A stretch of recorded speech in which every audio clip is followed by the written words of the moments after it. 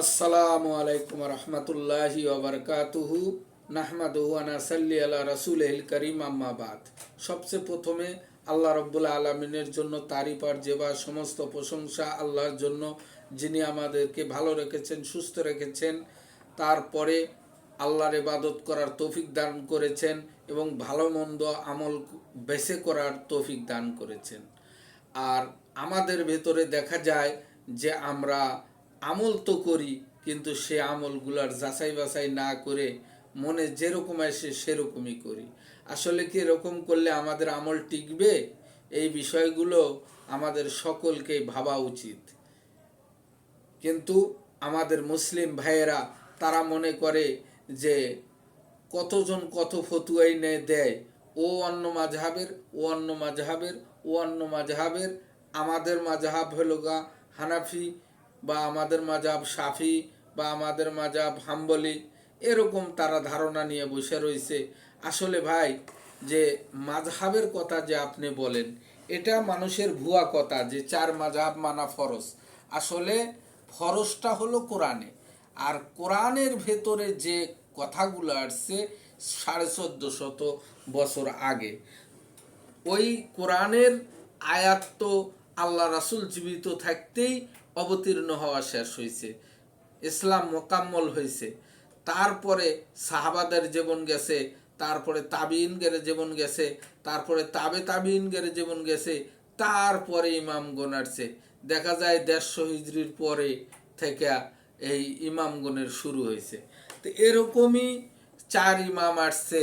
তে কত ইমাম তো কত ইমামের সাথে দেখাই হয় নাই, যেরকম আবু হানিফার সাথে ইমাম শাফির দেখাই হয়নি। অনেকে বলে চার ইমামকে এক জায়গায় বসে তাদের সাথে পরামর্শ হয়েছে এবং চার ইমামের চারটা মাযহাব মানা ফরজ। আসলে এগুলো সব ভুয়া কথা ভাই। মাযহাব যদি ফরজ হইতো তাহলে আল্লাহ রাসূল এই কথা বলে যেতেন, আর কোরআনের ভেতরে আয়াত থাকতো। তো ফরজ যেটা, সেটা হলো কোরআনের আয়াত। কোরআনে এরকম কথা নাই, কিন্তু মানুষ ওইটা ধরে আছে। আসলে আমাদের এই বিষয়গুলো বেশি বেশি ভাবা উচিত। ফরজ হলো কোরআনে থাকবে, আর যেটা কোরআনে নাই সেটা কোনো সময় ফরজ হতে পারে না, আর কেউ দেখাতেও পারবে না। চিন্তা করেন আপনি, যে ইমাম শাফি আসলো কবে, ইমাম হাম্বল আসলো কবে, ইমাম মালিক আসলো কবে, ইমাম আবু হানিফা আসলো কবে? এনারা অনেক পরে আসছে। তার আগে যারা ছিল, বা ইমাম আবু হানিফাই কোন মাযহাব মানতেন, বা ইমাম শাফি কোন মাযহাব মানতেন, বা ইমাম মালিকি কোন মাযহাব মানতেন, বা ইমাম হাম্বল কোন মাযহাব মানতেন, বা সাহাবিরা কোন মাযহাব মানতেন, তাবিঈনরা কোন মাযহাব মানতেন, বা তাবিঈনরা কোন মাযহাব মানতেন, এবং চার খলিফা তারা কোন মাযহাব মানতেন, হযরত আবু বকর কোন মাযহাব মানতেন, বা আল্লাহ রাসূল কোন মাযহাব মানতেন?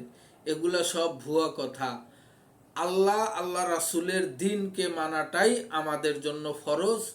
আর আল্লাহর রাসূলের তরিকা মানাটাও ফরজ। কি জন্য ফরজ? এটা তো রাসূলের কথা, রাসূলের হাদিস, এটা ফরজ কেমন হয়? এটা তো সুন্নত হওয়ার কথা। হ্যাঁ, রাসূলের মতো করলে সেটা সুন্নত, কিন্তু ওই হুকুমটা পালন করা ফরজ। এই জন্যে যে আল্লাহ রব্বুল আলামিন কোরআনের ভেতরে বলতেছে, আতাকুমুর রাসূলু ফাকুযুহু ওয়া মানআকুম আনহু ফান্তাহু। আমার রাসূল তোমাদের যা দিয়েছে তা তোমরা গ্রহণ করো, আর আমার রাসূল যা নিষেধ করেছে তাকে তোমরা বর্জন করো, তা থেকে তোমরা দূরে থাকো। তাহলে এই হুকুমটা কার?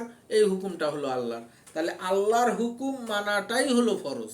তাহলে রাসূলের সুন্নতকে মানাটাও ফরজ, রাসূলের তরিকা মানাটাও ফরজ, রাসূলের আদর্শকে বাস্তবায়ন করাটাও হলো ফরজ। কেননা আল্লাহ রব্বুল ইজ্জত কোরআনের ভেতরে বলেছেন, আর ফাত্তাবিউনি ইউহিব্বুকুমুল্লাহ, যে আমাকে যদি তোমরা রাজি খুশি করতে চাও তাহলে আমার রাসূলের আনুগত্য করো, আমার রাসূলের প্রত্যেকটা কথা তোমরা মেনে চলো, আমার রাসূলের হাদিসগুলো মেনে চলো, আমার রাসূলের আদর্শগুলো মেনে চলো। আমার রাসূল যেভাবে সালাত পড়েছেন, যেভাবে রমজান মাসে রোজা রাখতেন, যেভাবে নফল রোজা রাখতেন, যেভাবে হজ করতেন, যেভাবে জাকাত দিতেন, যেভাবে ইসলামের যত আরকান আছে এগুলা যেভাবে যেভাবে যে কাজ যেভাবে যখন যেভাবে করছে, সেই কাজগুলো যথাযথভাবে যদি সেইভাবে করি, তাহলে এটা হবে রাসূলের সুন্নত। আর এটাই হলো আল্লাহর হুকুম ফরজ। আল্লাহ ওইটাই আদেশ করছেন যে আমার রাসূল তোমাদের যা দিয়েছে সেটা আমল করো, আর রাসূল যেটা নিষেধ করেছে তা তোমরা বর্জন করো। তাহলে আল্লাহর রাসূলকে মানা আর না মানাটাও হলো ফরজ। আল্লাহ রাসূলের কথাটা মানা আর না মানাটাও ফরজ। কিভাবে? রাসূল যেটা নিষেধ করেছে সেটা না মানা ফরজ, আর আল্লাহ রাসূল যেটা তোমাকে আদেশ করছে সেটা মানা ফরজ। তো এই কথাগুলো আমরা গুরুত্ব করে আমরা দেখব। কিন্তু হাদিস চার প্রকার। হাদিস চার প্রকার কেমনে? যে সহি হাদিস, জয়ীফ হাদিস, জাল হাদিস, আর একটা হলো এমনিতেই চলে। তে সহি হাদিসের নাম সহি কেন হইল? সহি এই জন্য হয়েছে যে জাল টাকা যখন আবিষ্কার হয়েছে তখন থেকেই অরিজিনাল টাকার অরিজিনাল নাম আসছে। তো যখন থেকে জাল হাদিসের আবিষ্কার হয়েছে, যে মানুষ হাদিস রূপে, যেরকম 1000 টাকার নোট মনে করেন যে একবারে 1000 টাকার মতোই, সবাই কিন্তু ধরতে পারে না। এটার যখন যাচাই বাছাই হয়, এটা যখন মিশিংয়ের ভেতরে দেওয়া হয়, তখন এটা ক্লিয়ারভাবে বোঝা যায় যে এটা জাল টাকা। তো ওরকমই হাদিসগুলো কিন্তু একদম জাল হাদিসগুলো একদম সহি হাদিসের মতোই। তো এই জন্যে জাল হাদিস আবিষ্কার হওয়ার কারণে। আর জয়ীফ হাদিস, জয়ীফ হাদিস কাকে বলে? মনে করেন যে একটা হাদিস 5 জনে বর্ণনা করছে, 4 জন করছে একরকম, একজন করছে একটু ব্যতিক্রম। তে ব্যতিক্রম যেটা করলো একজন, তে ওটাকে জয়ীফ বলা হয়। আর 4 জন যে একদিকে বলেছে সেটা হলো সহিহ হাদিস। তে ওই হাদিসটাকেও নেওয়া হয়েছে, ওইটাকে জয়ীফ হাদিস বলা হয়। আর যেটা একদম খাঁটি হাদিস, 4 জন একই কথা বলছে যে আল্লাহ রাসূল এই কাজটা এইভাবে করছেন, সেটা হলো সহিহ হাদিস। আর জাল হাদিস, যেটা হাদিসের মতোই একটা সাহাবীর নাম দিয়ে দিয়েছে, একটা সংকলন আলার নাম দিয়ে দিয়েছে, আর হাদিসের ভেতরে যা যা আছে এই হুবাহু ওইভাবে ওইভাবে তুলে ধরছে। কিন্তু সেটা যখন আপনি হাদিস সিরিয়ালে যাবেন তখন আর ওইটার অস্তিত্ব পাওয়া যায় না, সেটা হলো জাল হাদিস। 3টা হাদিস আমরা বুঝতে পারলাম, সহি হাদিস, জাল হাদিস, জয়ীফ হাদিস। এখন আপনারা আসেন যে আর 4 নম্বর হাদিস হলো এমনিতেই চলে। এমনিতেই কি চলে? এমনিতেই চলে এটাও একটা হাদিস। যেরকম অমুক মুরব্বী বলছে যে আল্লাহ রাসূল এই কাজটা এইভাবে করতেন। হ্যাঁ, তারা যদি জিজ্ঞেস করা যায় এটা কে বলছে, বলে এটা আমার পীর সাহেবে বলছে। পীর সাহেবের জিজ্ঞাসা কয় আমার আমির সাহেব বলছে। আমির সাহেবরে বললি পারে বলে যে কাকরাইলে বলছে। কাকরাইলে বললে কয় নেজামুদ্দিনে বলছে। নেজামুদ্দিনে যখন জিজ্ঞেস করে তখন কয় হুজুর তো মারা গেছে। দেখেন ওই জায়গার থেকে আপনার হাদিসের গোড়া শিকড় শেষ। তো এইগুলা এরকম কিছু আমল আছে যেগুলো শোনাশুনি, মানুষ শুনছে যে এই কাজ এই আমল বলে এরকম। হ্যাঁ, সেটা আবার আর একজনের থেকে শুনছে, ও আবার আর একজনের থেকে শুনছে। এই শোনাশুনি ইসলাম, এই শোনাশুনি ইসলাম কিছু কাজ আছে যে কাজগুলোকে বলা হয় এটা এমনিতেই চলে। এটা হলো 4 নম্বর হাদিস, যেটাকে এমনিতেই বলা হয়। ওটা আর কোনো কাগজপাতিও লাগে না, হাদিসের বইও লাগে না, কিছুই লাগে না, মানুষের মুখে মুখে এমন এক কথাগুলো আবিষ্কার করে দেশে ছেড়ে দিছে, সেগুলা শোনাশুনির উপরই আমল হয়। তো আমাদের এইগুলোর থেকে সতর্ক থাকতে হবে, আমাদের সহি হাদিসের উপর আমল করতে হবে। তাহলে ইনশাল্লাহ আমাদের ছুটকারা আছে, না হলে আমরা কঠিন ধরা খাবো। এই কথা বলে আমি আবার একটু আলেমদের কাছে যাচ্ছি। আমাদের দেশের আলেমরা কিছু আছে এমন এক পর্যায় যে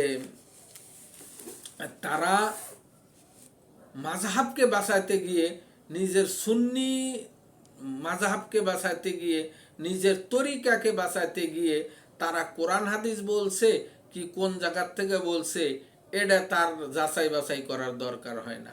সে কি বলে, আজ থেকে 10 বছর আগে এমন একটা কথা বলছে যে কথাটা ওনার মন গড়া কথা, বা কোনো মুরব্বির থেকে শুনছে বা হুজুরের থেকে শুনছে, বই শুই না সেটা তাই বক্তব্য দিয়ে দিছে, বয়ান করে দিছে। এই কথাটা সারা দেশে ছড়ে গেছে। এখন একদিনকা হাদিস ঘাটতে ঘাটতে দেখতেছে যে আজ থেকে 10 বছর আগে যে আমি কথাটা বলছিলাম এই কথাটা তো হাদিসে নাই, তার বিরুদ্ধে কথা এখানে হাদিসে বলতেছে এরকম। হ্যাঁ, তখন উনি আর ওই কথাটা রুদ্ধ করছেন না, ওই কথাটা আর পাল্টাচ্ছেন না। উনি করতেছেন কি, যে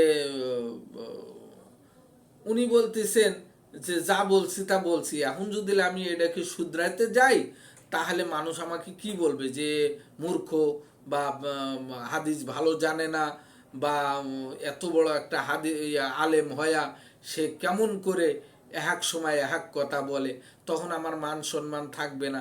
সে মান সম্মানকে প্রাধান্য দিতে গিয়া, তার প্রেস্টিজকে প্রাধান্য দিতে গিয়া সে তার ওয়েটকে প্রাধান্য দিতে গিয়ে সে কি করলো, ওই জাল জয়ীফ হাদিসের উপরই সে বরকরার রইল। আর এই বরকরার থাকার কারণে উনি আর হেদায়েত পাইলেন না, উনি ওই খারাপ বক্তব্যের উপরই ওনার মৃত্যু হয়ে গেল। হওয়ার পরে এখন দেখো, সারা জীবন আলেমগিরি করলাম, সারা জীবন মানুষের মাঝে বক্তব্য দিয়ে আসলাম, কিন্তু কিছু কিছু কথার কারণে আমি আল্লাহর কাছে বড় অন্যায়কারী হয়ে ওখানে উপস্থাপন হইলাম, ওই জায়গাতে আমি আসামির কাঠগড়াতে দাঁড়াইলাম। তো এই জন্য আমি বলে থাকি যে বড় বড় কিছু আলেম আছে, সব আলেম না, কিছু কিছু আলেম আছে বড় বড়, যে তারা কোনোদিন হেদায়েত পাবেন না।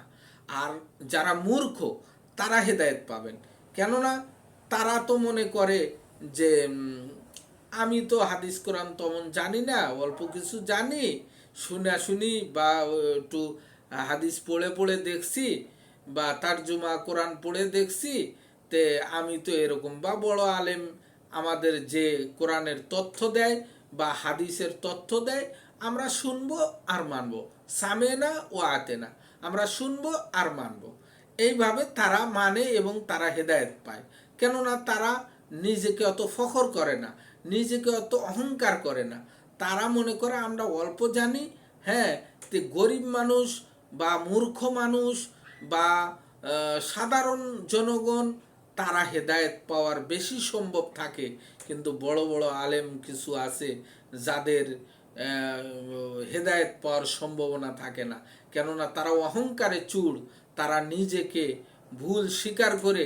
ভাই, আমি আলেমদেরকে বলতে চাই যে আপনি রক্তে মাংসে গড়া মানুষ, আপনার ভুল হতেই পারে, আমরা মানুষ। আদম আলাইহিসসালাম উনি প্রথম নবী, প্রথম মানব, তাই ভুল করছে, যার কারণে আল্লাহ তাকে দুনিয়াতে পাঠাইছে। কতশো বছর আল্লাহর কাছে কান্দা কান্দা গিরগিরায়া দোয়া করলেন, রব্বানা জালামনা আনফুসানা ওয়া ইল্লাম তাগফির লানা ওয়া তারহামনা লানাকুনান্না মিনাল খাসিরিন। এই যে দোয়াগুলো পড়তে থাকলেন, উনি বললেন আমার নফসের উপর আমি নিজে জুলুম করছি, এ আল্লাহ আমি আমার নফসের উপর নিজে জুলুম করছি। তাহলে একটা নবী হ্যাঁ যদি সে নিজেকে নত হতে পারে, সে যদি নিজেকে ছোট করে আল্লাহর কাছে গিরগিরাইতে পারে, আপনি কোন ক্ষেতের মূলা যে আপনি এত বড় নিজেকে অহংকার নিয়ে বসে রয়েছেন, আমি একজন এ, আমি একজন ও। আপনি কি হে? আপনি তো কিছুই না। নবীকে দেখেন, তাই ভুল স্বীকার করছে, ভুল স্বীকার করে আল্লাহর কাছে কাকুতি মিনতি করছে। আপনিও কাকুতি মিনতি করুন, তাহলে ইনশাল্লাহ আপনিও হেদায়েত পাবেন। ভাই, অহংকার নিয়ে থাকেন না, আখেরাতের দিন বড় ভয়াবহ ভাই। এই দুনিয়াতে ভুল করবেন, এই দুনিয়াতেই শুধরাইয়া নেবেন, শুধরানের জায়গায় এই দুনিয়া ভাই। মরার পরে আপনি শুধরানের কোনো সুযোগ পাবেন না, কেননা মরার পরে শুধরানের কোনো ফান্ড নাই, শুধরানের কোনো ক্যাপাসিটি নাই, ওই জায়গাতে কোনো সিস্টেম নাই, যে সিস্টেম সব এই দুনিয়াতে। এই বলে আমি আমার বক্তব্য শেষ করছি। সুবহানাকা আল্লাহুম্মা ওয়া বিহামদিকা আশহাদু আল্লা ইলাহা ইল্লা আনতা ওয়া আতুবু ইলাইকা। আসসালামু আলাইকুম ওয়া রাহমাতুল্লাহ।